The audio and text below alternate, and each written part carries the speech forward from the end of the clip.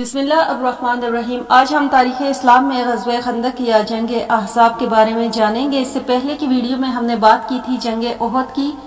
اگر وہ ویڈیو آپ دیکھنا چاہیں تو اس کی لنک ڈسکرپشن میں موجود ہے، دیکھ سکتے ہیں۔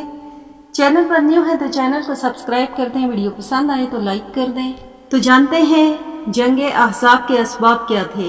احد کے میدان میں قریش نے مسلمانوں کو بہت نقصان پہنچایا تھا اور وہ کہتے تھے کہ ہم نے بدر کی شکست کا بدلہ لے لیا ہے، لیکن پھر بھی وہ جانتے تھے کہ اسلام مدینے میں اب بھی ترقی کر رہا ہے اور ان کا اصل مقصد یعنی اسلام کی اشاعت کو روکنا تھا وہ پورا نہیں ہوا، اس لیے وہ حسد کے مارے جل رہے تھے اور مسلمانوں کو نقصان پہنچانا چاہتے تھے۔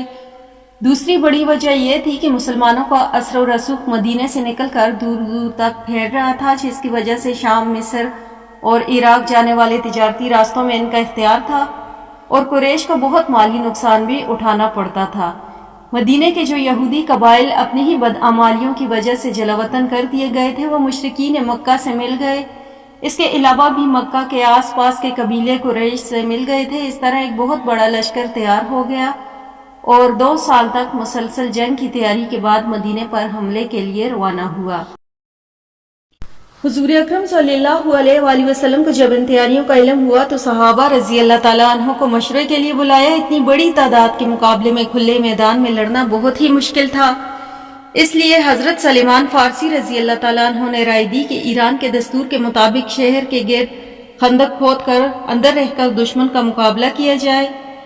آپ نے اس تجویز سے اتفاق فرمایا اور اپنے چند ساتھیوں کے ساتھ شہر کے گرد چکر لگا کر فوجی اہمیت کے مقامات کا جائزہ لیا۔ آخر طے پایا کہ عورتوں، بچوں اور مویشیوں اور قیمتی سامان وغیرہ کو ان گڑھیوں، چھوٹے چھوٹے قلعوں میں منتقل کر دیا جائے جو مدینہ میں بکثرت تھے۔ اس طرح مدینہ کے 3 اطراف میں باغات اور محلے تھے جن کی حد بندی دیواروں سے کی جاتی تھی۔ اس طرح دشمن کے اس طرف سے حملے کا خطرہ نہیں تھا، صرف شمالی حصہ کھلا تھا، اس لیے اس طرف نیم دائرہ خندق کھودی گئی۔ اس کی تیاری میں حضور اکرم صلی اللہ علیہ وآلہ وسلم نے سب صحابہ رضی اللہ تعالیٰ عنہ کے ساتھ حصہ لیا، مٹی کھودی، پتھر ڈھوئے اور بھوک و پیاس کی شدت برداشت کی۔ دشمن کا لشکر جب مدینے کے قریب پہنچا تو خندق دیکھ کر حیران رہ گیا، کیونکہ اہل عرب کے نزدیک یہ نئی چیز تھی۔